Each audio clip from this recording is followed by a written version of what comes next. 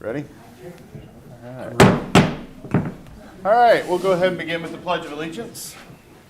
I pledge allegiance to the flag of the United States of America and to the republic for which it stands, one nation, under God, indivisible, with liberty and justice for all. Good morning, everybody. Welcome to the work session. I'm Aaron Mays, represent District 3, Vice Chairman, and on my right is Commissioner Bill Rippon, representing District 1. Morning. Commissioner Kevin Cook, our chairman, will be here in a few minutes. He is hung up at the courthouse, and so I'm going to get us started today, and then when he gets here, I'll just turn it over and go back to the way it normally is. So let's begin with our CIP projects that we started talking about last week. Jennifer? All right, Jennifer Sauer, Financial Administrator. I was just going to start by kind of doing a quick recap of what we did on Thursday. Our CIP requests for 2025 include actually 5 years worth of CIP requests. The budget years of 2025 through 2029. We have multiple different funding types for our capital improvement projects. So the total amount of requested over that 5-year period came in right under $134 million. Broken down by department, that is broken down with this chart, which shows that the highest amount requested from any department is Public Works, because they do much of the infrastructure work on our roads and bridges. Thankfully, they keep them looking nice in Shawnee County. Second to that is the Department of Corrections with right under $26 million. They have a couple large projects included in this 5-year time frame. Parks and Rec at $15 million has at least one large project included. Community Corrections also has one large project at $12 million. And again, this is across multiple funding types. And then broken down specific to just our capital outlay requests, our total budget request over the 5-year period is at $21.5 million. And here you see where the Public Works Department kind of shrinks back to the rest of the departments, because most of their funding is from funding sources outside of capital improvements, or outside of the capital outlay project, I'm sorry. And here you see the largest requester of capital outlay funds over the 5-year period is the Sheriff's Department, followed by Elections, Emergency Management, Parks and Rec, and the Stormont Vale Event Center. So getting into the details on some of those specialty funded projects, we have solid waste, which is all user fee funded. You guys discussed and approved on the 8th, the 2025 requests for solid waste department of $1.4 million. For Public Works funding, using their specialty funds, you guys approved on August the 8th a total of, let me add these together real quick, $25.2 million in special highway, special bridge, special machinery, infrastructure funding, and funding from the county sales tax. Departmental equipment funds, we talked about those on Thursday, but we had no requests made out of 2025 for those two funding sources. Parks and Recreation has a couple of department-specific funding sources. That is the Parks and Recreation Revolving Fund and the Gage Park Sales Tax Fund. Both of those, the 2025 projects were approved. And just to clarify, when we are discussing our capital improvement projects, when we say that the projects are approved, what we are stating is that the funding for those projects are approved. And then when the projects actually go into place, they will come back before the commission for the projects themselves to move forward, just following our normal purchasing policy. general funded projects. We had a project for the district attorney's office that was funded out of his general fund for the Axon Justice Digital Evidence Management Discovery software. And then courthouse roof maintenance of $250,000 was approved to be started after the conclusion of the courthouse renovation project. Which left us with, we did a lot of discussion about the various departments. I think every department who had a project listed on the 2025 capital outlay requests had a chance to speak on Thursday, and you ended up approving 3 of the projects on Thursday, and that was for the DOC security system upgrade, the perimeter door replacement at the DOC, and then our miscellaneous small capital outlay projects funding, which is just smaller projects that don't meet the threshold of being over $50,000. Therefore, those are submitted as one project, and then later in the year, the departments send those requests in, and the commission approves each of those individually. So after all of the discussions on Thursday, we did have emergency management, which discussed removing their tactical command vehicle updates from 2025, and we shifted those out to 2027. So those are now on our spreadsheet, which shows the 2026 through 2029. So it's showing here as a 0. Additionally, on Thursday, we made an adjustment to the Manor lighting replacement. It was originally requested to come out of capital outlay, and we have shifted that over into federal grant funding. We have heard that that would be covered under our EECBG grant. So Nelda let us know that we can shift that over to federal grants and out of the request for cap outlay. Let's see, we also made an adjustment on Thursday for the courthouse restroom renovations, increasing that request from $75,000 up to $500,000. And I think that is the end of my summary of what we did last Thursday. The only other outstanding item I think that I had was Nelda and Kurt Niehaus and myself discussed the current balance of the special fund that we talked over here, the building maintenance, roofs, and parking lot fund. We discussed its current balance. We discussed the upcoming needs that we know that we have in the roofs and the county roofs and parking lots for repair. And I believe they agreed that for 2025, we could bypass our transfer into that fund and shift that to the capital outlay fund. In our 2025 budget, that was the two combined totaled $2,250,000. So that would allow us to increase the, I guess, target, the potential target of capital outlay to $2,250,000 for 2025.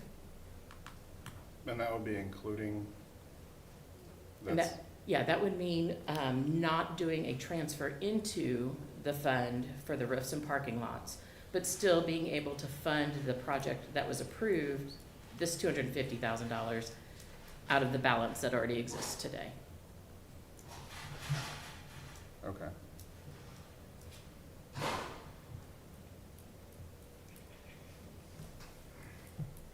Then the only thing I guess that we haven't gone over is the capital outlay requests from 2026 through 2029. We actually have future requests pending out of the capital outlay fund of $15.7 million.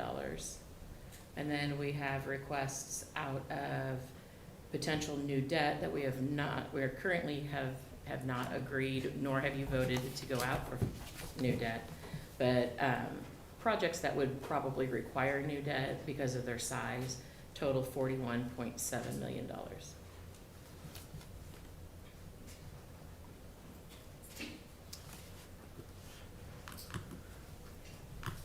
right. So that is my quick summary, that if I was on Netflix, you would have just fast forwarded right through. All right. Let's welcome to the desk for the first time, Kyle. I didn't, you kind of surprised me. I looked over and was like, hey, that's not Rich. Okay, well, great. Yep. Commissioner Rippon, you got any questions? All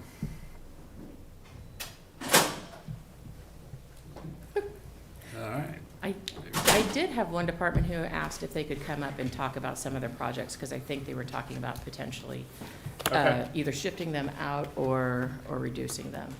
Nelson? All right. And at this time, I will turn the meeting back over to Commissioner Cook. Apologize for my tardiness. Morning, Commissioners. Nelson Castile, Emergency Management. Jennifer had already mentioned the one at the very bottom there on the MCV. I think that also we can move out to 26, the EOC radio refresh. We can probably deal with the radios that we've got for another year to year and a half now, so we can move that. I don't have the amount because it's not up here. Yeah, the 50,000, we can move that out to 2026 or 2027, whatever you want to choose. I think we can find ways if we need to trade any of those radios out or anything. Okay. Nelson, while you're up there, I figure if anybody knows this, you probably do. Are there other options for radios? It seems like the amount of money that we spend on radios for law enforcement, for public works, for Stormont Event Center, emergency management is kind of absurd. And I've always sort of been on the understanding there's really only one company out there that does this, but with the way technology is, it seems kind of silly that that's the case. Do you know, are there other options countywide? There are other options out there right now on our system. The 800 system we use, those options we have not purchased yet. Those are things that we are looking at. There are programs that use the internet, the over the air. We also have a couple of systems where we have put together our own way of talking via our phones back into the system using donor radios. The problem we run into is if we want to do something, we have to do it so that it's public safety rated.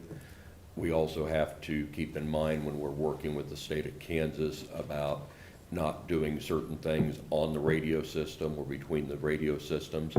But yes, there are. We have a couple of folks that have come to emergency management from across the county, and we're working with them to see if we can't combat giving that company a lot more money and being able to go either through FirstNet or some of the other programs that we can get off of the system. The 800 system, and without going really in the weeds, P25 was a standard set forth at the end of the last century that basically said you could use any radio on any system. It got rid of most of the proprietary stuff. So we are not forced to use that one vendor. There are places out there, matter of fact, I just had an email from one of them before stepping up here, where they are using some of the competitors. They're able to get on there. It should be seamless. I don't know how it works. I do know that the undersheriff and the sheriff's department over in their radio shop, they only have the staff and capability to deal with the one system because we own that system. If he was to expand that out, we would not be able to sustain them bringing in different radios, but it's a standard that got us into digital that allows us then to do all sorts of things. from programming radios on the fly, meaning over the air, or plugging into a laptop, or talking from New Mexico back to our dispatch center on just a phone, or even with a radio. There are a lot of options out there, and some of those are, we are later in some of the EMS requests that you'll see later in the 26, 27, 29 that we are hoping to put into place. Okay, Does that help, sir? I think so, yeah, thank you. I knew you'd know the answer, so. Thank you, Commissioner.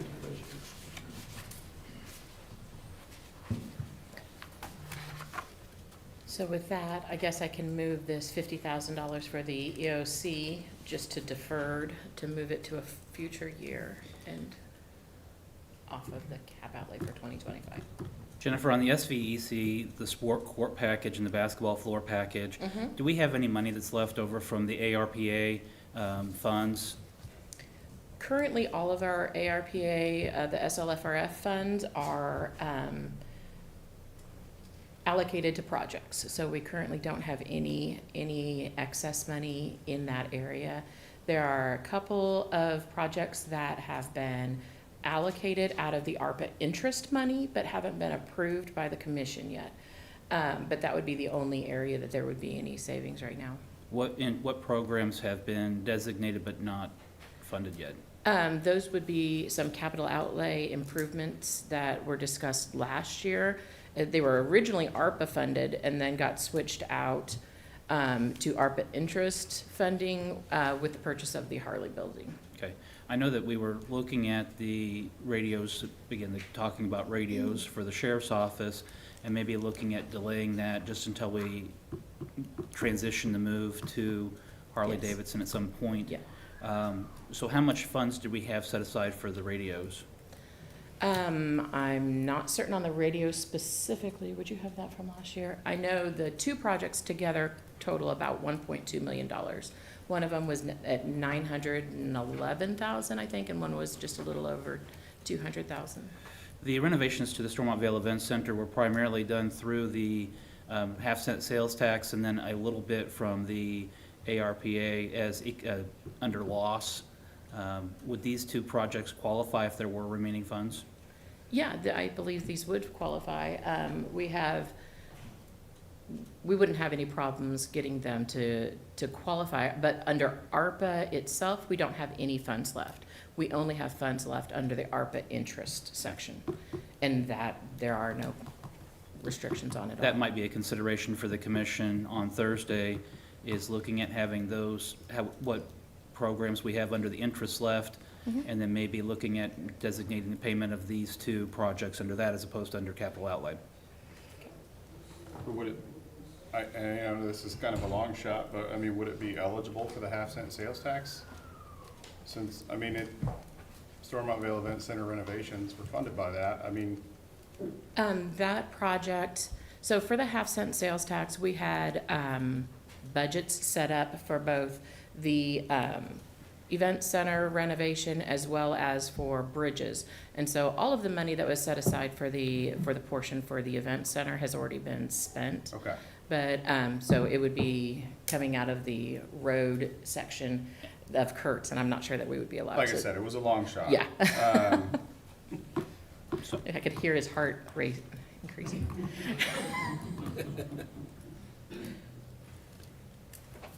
I know we've looked at some tennis court,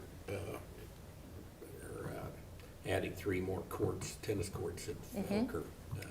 and I think that we had discussed having that as part of the number 309, line 18, costs over tennis resurfacing, looking at the resurfacing with the addition of those additional courts. But they didn't have that, No. that just has the resurfacing Right. in it. But Correct. adding to that, Trying to combine the two. yeah, that would make sense. So, I don't know that that's That wouldn't be adequate. then. capital outlay. I mean, that seems like something that we could probably do with the remaining, some of the remaining bonded money. I mean, there's gonna be some left once Family Park and Oakland Pool get done. or potentially, if we look at the excess reserves. Yeah, there's that too. Can you scroll down for me just a Yes. little bit?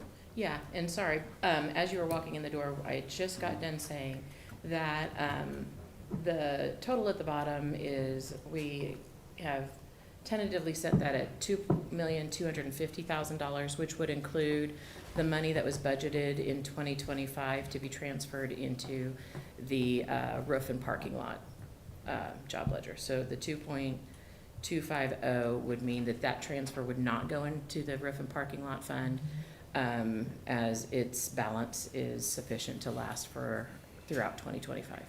Jennifer, on line 21, the Project 180, the Sheriff's Pursuit Rated Vehicle Replacement, Yes. several years ago, the vehicles were part of the sheriff's budget, and we pulled that out of the sheriff's budget to make it a capital outlay. Correct. And I know that we're doing this really almost every year. Do we know exactly how many vehicles the sheriff needs? I mean, does he need the full 550,000? I know that we don't, there's deputy undersheriff. Or if that's just an amount that we designate each year anticipating replacement. Shane Hoopler, Shawnee County Sheriff's Office. My answer is yes. We need 10 to 12. What we asked for this year is 10. The prices continue to go up. I realize it's ever increasing, but just to keep that mileage at an acceptable level. Our mileage on our patrol vehicles is higher than, for instance, the Kansas Highway Patrol. They get rid of their vehicles probably 40,000 to 60,000 sooner than we do, as far as pulling them out of active service. I have a question. On that, so do you know how much you guys got in selling the old vehicles last year? I don't have that number off the top of my head, but I could get. So, I mean, I think that would be good to know, because I feel like, I don't know, maybe you guys are already doing this, but like, if we're selling vehicles, that ought to be kind of credited towards the purchase of the new vehicles. I don't know if you're doing that now, but it seems like it should be. Absolutely. Yeah. And that's, when we ask for 10 to 12, we do supplement with buying other vehicles. We utilize that money as much as we possibly can. Okay. Yeah, I'm just curious how much it is, so if you could, thank you.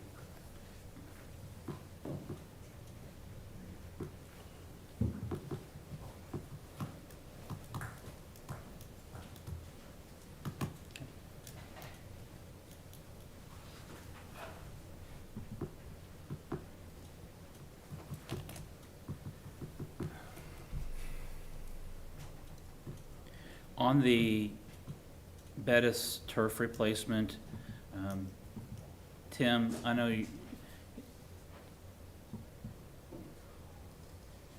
I commonly will get asked what we do as far as trying to form our partnerships, and we always talk about private-public partnerships when it comes to Parks and Recreation. I know we have a lot of great partners out there. This cost of the $800,000 is a pretty big price tag. Do we have we been working on trying to see if there are any partners that would be willing to be a sponsor? I know we have the Bettis Fields. Right. Tim Laurent, Parks and Recreation Department. So I'm glad you brought it up. We have been working on doing sponsorship deals, and we have several on those fields. However, I have some developing news. We think that we have about $250,000 from the Bettis endowment that was formed when the complex was built, that we could put towards those quad fields. Great. So That'll take it down a little bit. Reflect that. I can absolutely. Yeah.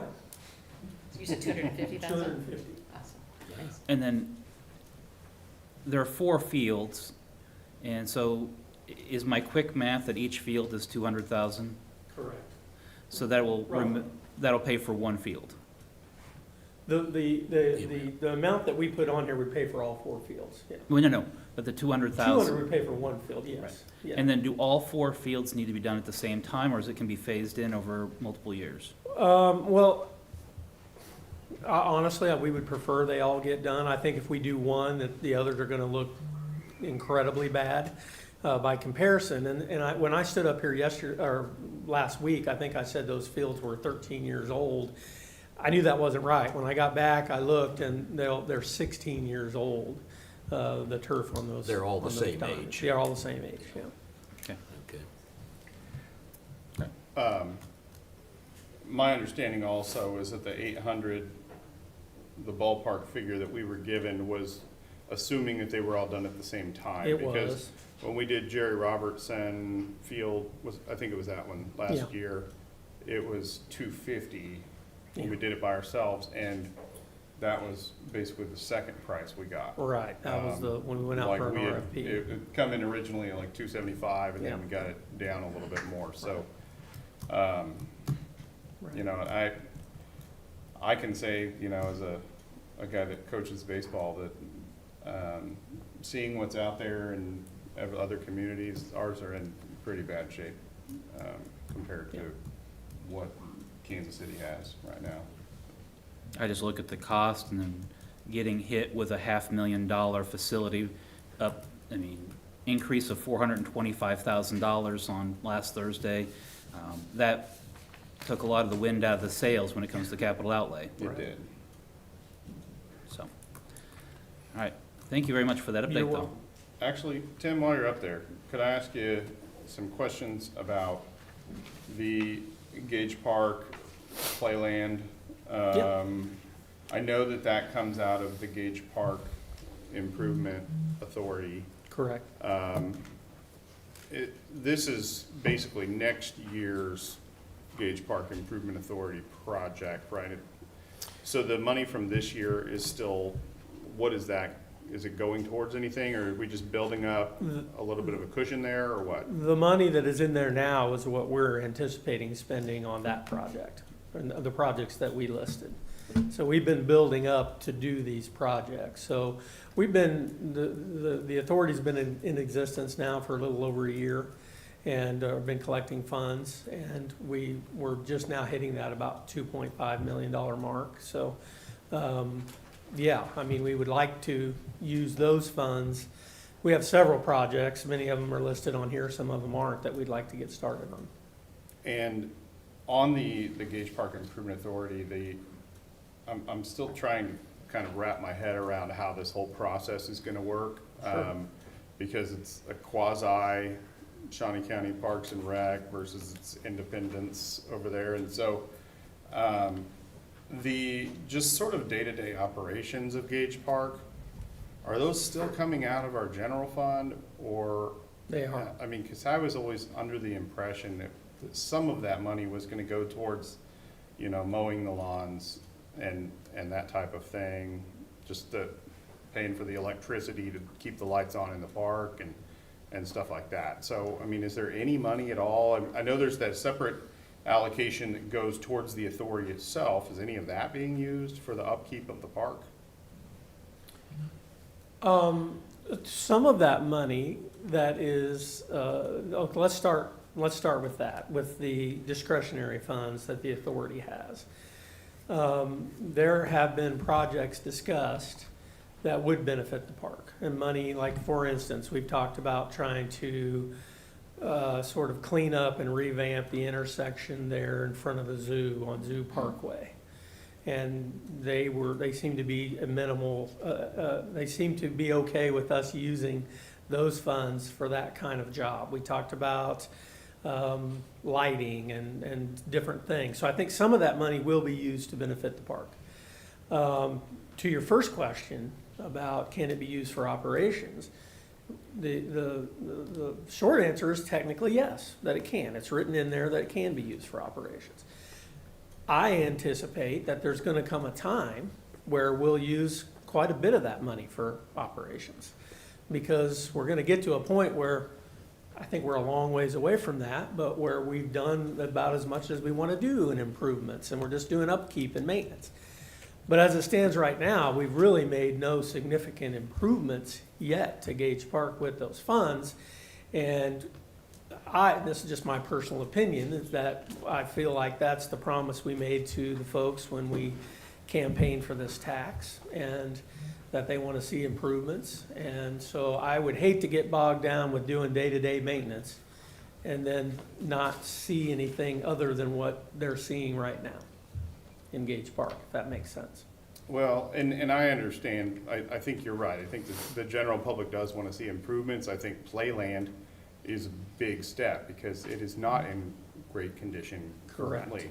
But I think there was also a second promise made that it was going to take some money off of our general funds burden as well. And so I think it would be good if we could maybe try and do a little bit of both in some way, so. Okay, Understand? any questions? I just had some comments here I wanted to make. On your list of projects here, do you have a certain dollar amount that you don't go below? I mean, does a project need to be $100,000 to show up on this list, or I believe it's 50. 50,000, yeah. 50,000? Are Okay. you specifically talking about the, I just saw which page, this page, is this the one that you're talking about? Yes. So anything below 50,000 you're not putting on something like that? Okay. I just had a comment, and I think this would be a project that would benefit everybody in the zoo as well as the Children's Museum. And that's a really nice monument sign at 6th and Gage. People come in off the interstate, and for 100 and some years, there's nothing there to say you've arrived at Gage Park. And so I would like to see something Yeah, there, something that's maybe lit up, stone. sure. I did a design one time for something like that. It happened right at the time of the merger between the two park departments, and it just kind of fell through the cracks. But we really need something there, something nice, something permanent. And, Yeah. That was, Well, to go back to Commissioner May's comments, I think that would be a perfect use of those discretionary funds, I because do it would too, benefit all of us, it's all of the benefiting the parties whole in park. Gage Park. so, Yeah, right now it's just a chain link fence at the Yeah. corner, isn't it? yeah. the It bears is, and there. I think they have the zoo has a banner up that says Topeka Zoo. The 10th and Gage one Well, also is in we're pretty bad working shape. on that right now, Okay. and that has been also talked about, discretionary funds, because all three entities use that marquee. So that's in the works. Mr. Ryan, you said a great park needs a great entrance, so there you go. Well, yeah, I mean, if you want to think real big, it would be fantastic to be able to move the old arch and put it someplace more prominent. Yeah. But I think that's a pretty daunting task, you know. It's kind of, in a way, hidden where it is now, I feel.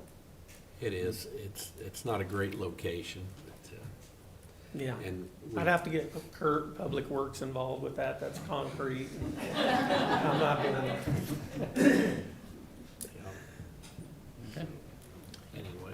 All right, thank you. Thanks.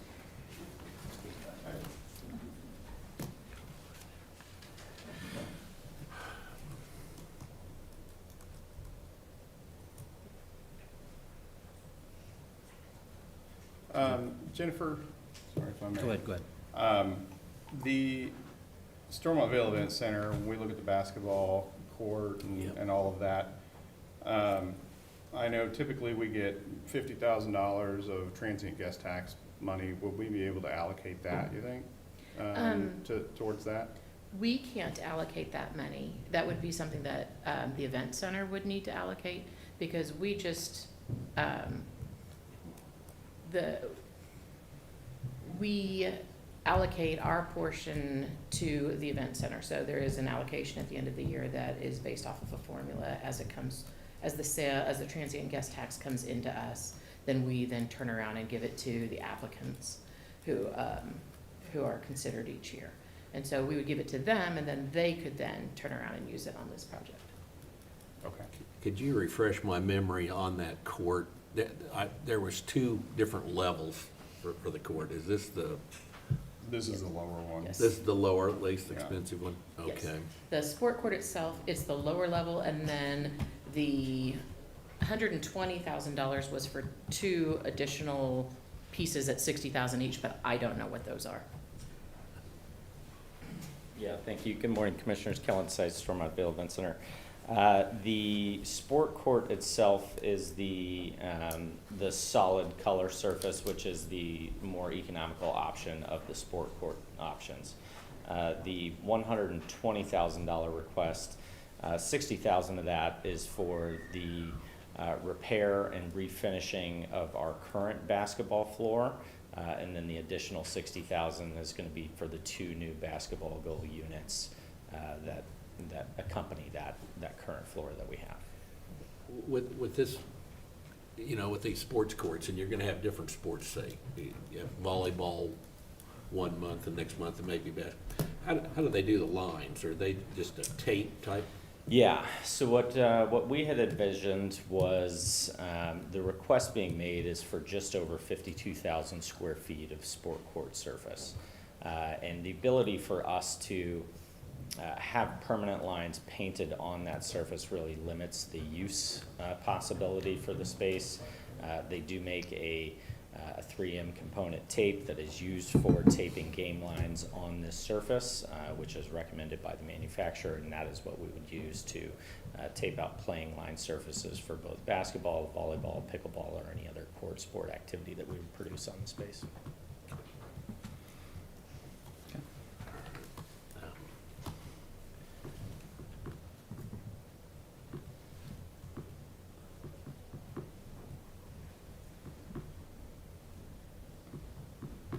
Thanks. Yeah. Thank you.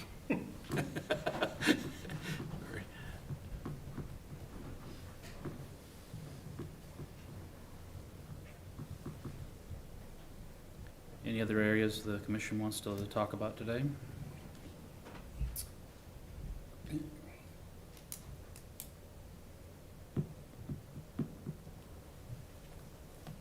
Okay.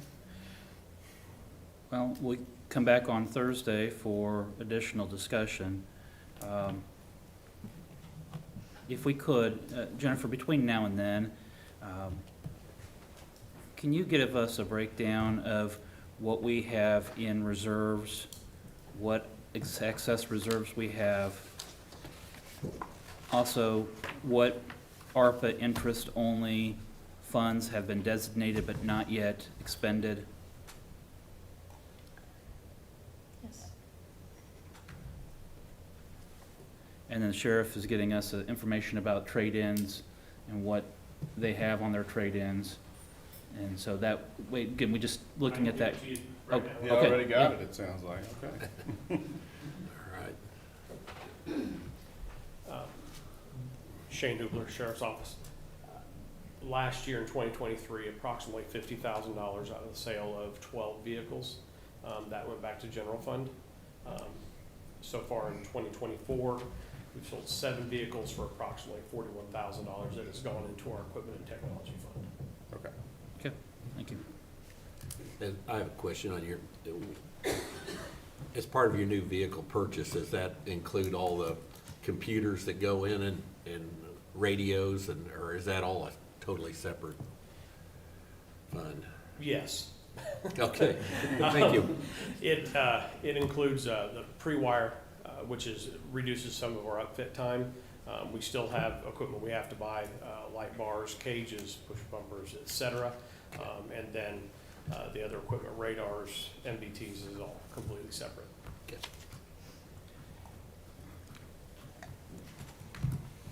Yeah, and this 550, at least how we used it last year, this was for the vehicle purchase only. The upfitting was handled by the sheriff's office separate from this. Okay.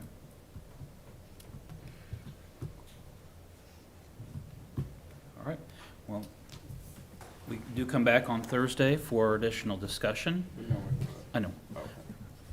So, thank you, Jennifer. Sure. Our next item is public comment. Terry Roberts, you've signed up for public comment. Do you want to make public comment? Okay.